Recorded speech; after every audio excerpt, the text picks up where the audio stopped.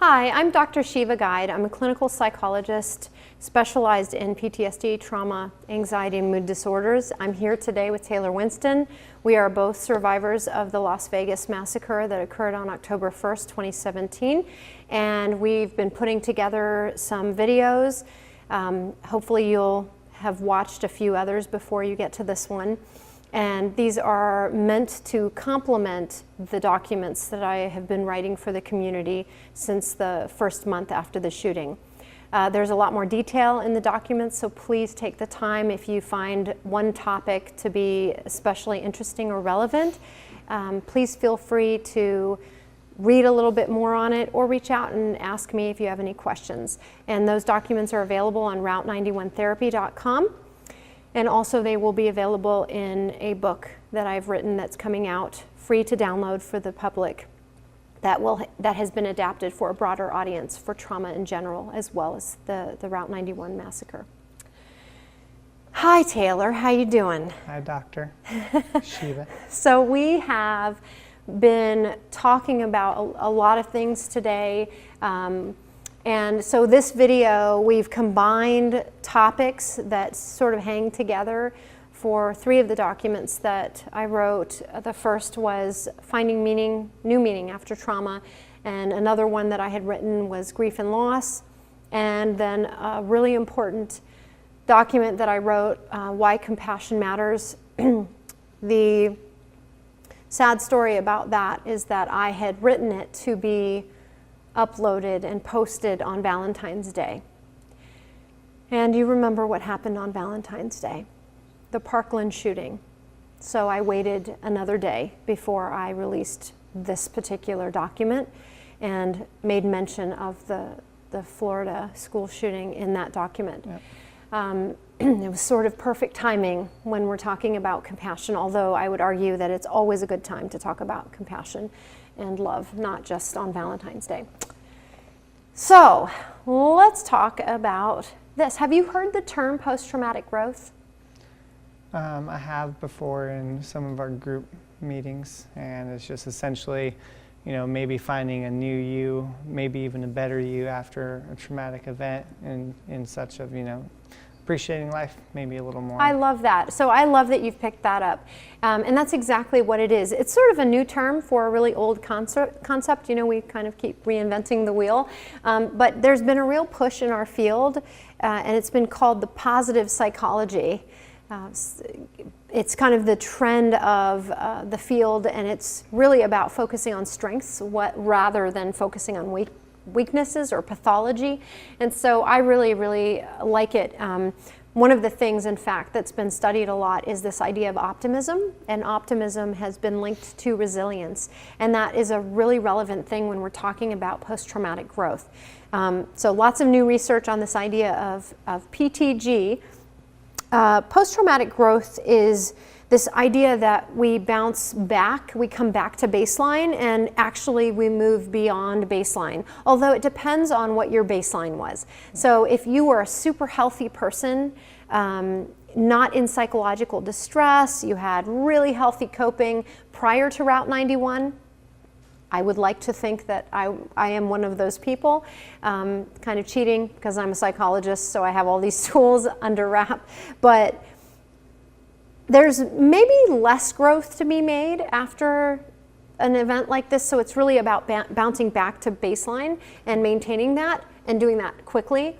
But for folks that maybe were not healthy prior to Route 91, so if you maybe were a really angry person, just generally having lots of angry outbursts and reacting a lot to people, or maybe you were chronically depressed before you even went into this shooting, then unfortunately, you're going to have a little bit more growth to do, I should say, unfortunately and fortunately. So getting you back to baseline isn't necessarily where we would want to end up, right? Yeah. We'd want to push past that. And so when we talk about post-traumatic growth, we do talk about this kind of new you. So for some people, maybe that means just getting that divorce already. You've been sitting on for years, and it's just the marriage hasn't been working. And so you finally you pull the trigger. Or maybe you've been too scared to get married, and so you just pull the trigger and you get married, because life is short and you love this person and you don't let fear dictate those decisions anymore. Maybe you've always wanted to just quit your job and do a backpack trip across Europe. Now, if you have a family and other obligations, I wouldn't recommend that you do that without talking to everybody, but because we do want to maintain our relationships with other people. Yeah. But maybe you take that trip. Maybe you've always wanted to live in Europe. Why wait? Right? Now is the time. Maybe you've been kind of working in a dead-end job and you don't feel like you've been able to grow. Well, maybe now is time to take that chance. And maybe fear was the thing that was holding you back. And now you don't take life for granted. Yeah. Right? Some people find God. Some people actually find a renewed sense of spirituality or religiosity as a result of living through something like this. Have you noticed any of those kinds of changes in your life? I've always appreciated, my time and just trying to live life to the fullest. And I think it set me back, honestly, from wanting to go out and do all this stuff, but trying to go through the steps and motions and all the stuff you've been teaching us, just, fuck feelings and getting out there and doing stuff. I think there will be a point where I go past that and push beyond it, and I think what we've been doing with trying to create the website and these videos and stuff has given myself purpose and able to put you in front of people that very much need you and your information and teaching. So, I feel pretty good about all that. But there's still a lot to work on. Yeah, for all of us. And I think the bottom line, I'm glad to hear you at least feel hopeful about this. The bottom line is fear can be a very powerful driving force for all of us. We are hardwired for it, and if you've watched the other videos, you understand just how hardwired this fear response is. And a lot of us haven't reached our full potential, and we don't live, or I should say we don't thrive as much as we can because we're holding back. Right? We're holding back for the right moment, the right time, the right person, the right job. And maybe none of those things really exist. Maybe this is about being truly mindful and living in the moment and just grabbing a hold of every moment that we have of life and not taking that for granted. And so keeping all of that in mind, there's this potential for post-traumatic growth. That means growth after a traumatic experience, in which we end up even healthier and happier than we ever were before. And I can tell you, and I know that you probably have seen people in our groups that have come through, and I can tell you also from the patients I've treated over the past almost 2 decades, that I've seen this occur for so many people. It's been a truly wonderful thing. Yeah. So in order to get there, we have to learn how to process grief, right? So grief is sort of the internal experience. We understand grief to be that internal experience of loss and pain that we have after something has happened. Mourning is sort of the external experience. It's how I communicate my grief to you and how I talk about what I've lost. But when we talk about loss, what do you think of when you think the word loss? Well, initially, just people's lives so from the people. Event. And, experiences people may have lost because of it, and just maybe futures and all kinds of stuff that ties in with just friends and family, the family's loss of that person and the extended family, and I think it just has a massive ripple effect of loss. Yeah, and I think that's a great point. The truth is when we think of grief and loss, the first thing we do think about is people, the loss of people. But I'm going to call to your attention, and I want to sort of bring this to the attention of everybody watching this video, that loss is not just limited to losing people. Sometimes, and you'll understand this well, when we leave the military, or we leave a job, or we lose a job, we experience a tremendous loss, a loss of self-identity, a loss of financial stability. Maybe you've been very athletic, you've been an athlete, and then you injure yourself and you lose your health. And there's gravity to that loss. Sometimes, and I know that this has been a really serious issue in the Route 91 community after the massacre, and both of us have heard of so many cases of the loss of relationships. Yep. Friendships were lost. I've talked to so many people who just haven't seen their best friends they were there with, and it's really heartbreaking. People have lost marriages, people have lost friends, and those are also kinds of losses that we can grieve from. So, or even loss of like ambition or drive, or absolutely, a loss of dreams, Yeah. loss of maybe even your sense of there being goodness in the world, Yeah. right? And because of the way that our thought processing changes. So that's an excellent point. So this we can go into a lot more detail, but just check out the documents. Another word about grief, we all have learned about stages of grief, and as it turns out, those aren't the only stages of grief, and we don't just go through them in order. We move backwards and forwards between all those stages of grief: the denial, the shock, the bargaining, the sadness, depression, the anger, the acceptance, all of those. And there are lots of other states like humiliation and confusion and shame and guilt that also are part of grieving. So that sort of traditional model of grief and the stages of grief really doesn't hold, and we understand that in the field. So this idea of grief, Taylor, is a tough one because we all think, okay, well, it's been 6 months, you should be better now, right? But often we'll see grieving and also a coexisting depression last for many, many months, even years, and we'll call that prolonged grief. Yeah. But the truth is, grief is not like this process that you sort of check the box and get through and then you're over with grieving, right? It doesn't work like that.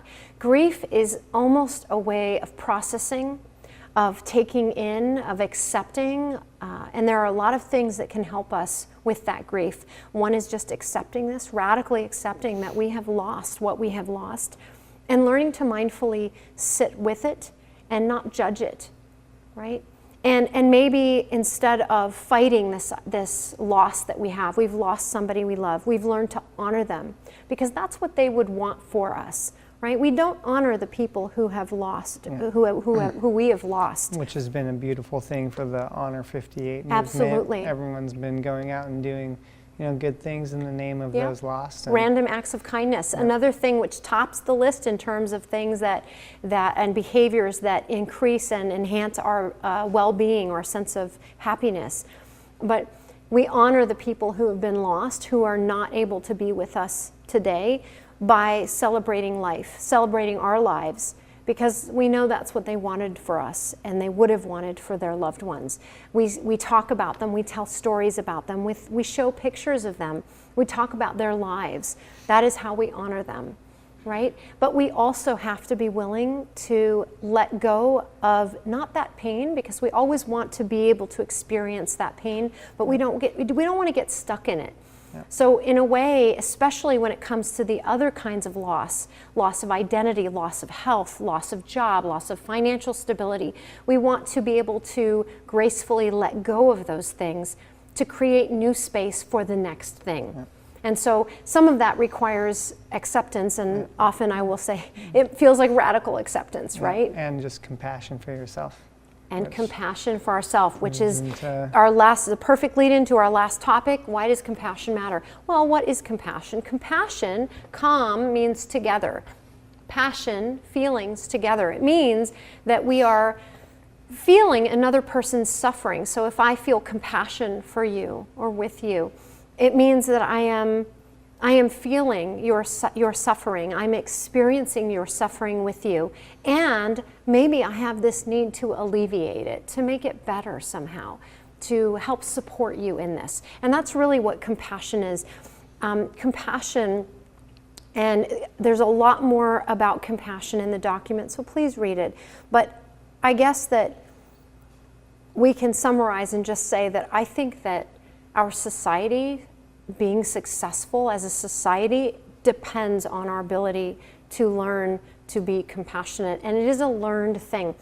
And I have to say that it's not learned behind all of these computer screens and all of these telephones and cell phones and video games. And I've gone into a lot of detail explaining this in my book, but compassion is so important, not only because it helps us sit with what we've lived through and not beat ourselves up, but it helps us just share kindness and patience with the people around us that helps foster relationships with other people. And we need relationships with other people to be healthy. And so compassion also allows us to feel more gratitude, another thing that helps contribute to a sense of happiness. So learning how to feel somebody's pain, which we can only do when we're sitting in front of somebody and we're feeling that pain. If you were behind a screen right now and we were texting, Yeah. Taylor, I wouldn't have seen you tear up. But I see that, and I saw that right here as I was talking about compassion, because that impacted you somehow.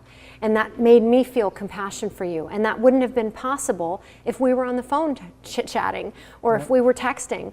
And so that there's just this incredibly important aspect of compassion. Compassion isn't a word and this thing we do, like this one-time thing. It's a way of living, it's a way of thinking, it's a way of loving.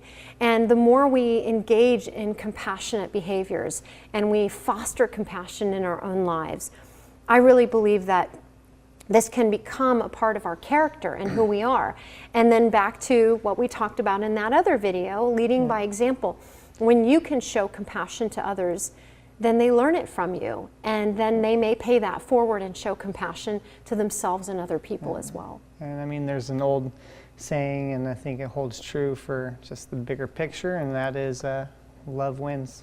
Yeah, absolutely. And a wonderful way to finish our video. Did any of this bring up any issues for you, or do you have any questions? It's, I always revert back to, there's a lot of things that I got to work with personally, and I know a lot of other people may be out there struggling with similar things, but just having an understanding at least helps a little bit to start moving in the right direction. Yeah, appreciate that, Taylor. So I hope that this video helped you out and just brought to light some, at least maybe planted some seeds for some change in thought. So if you want more detail, again, refer back to the documents, and always feel free to reach out to myself or Taylor. Thank you so much, and always be well.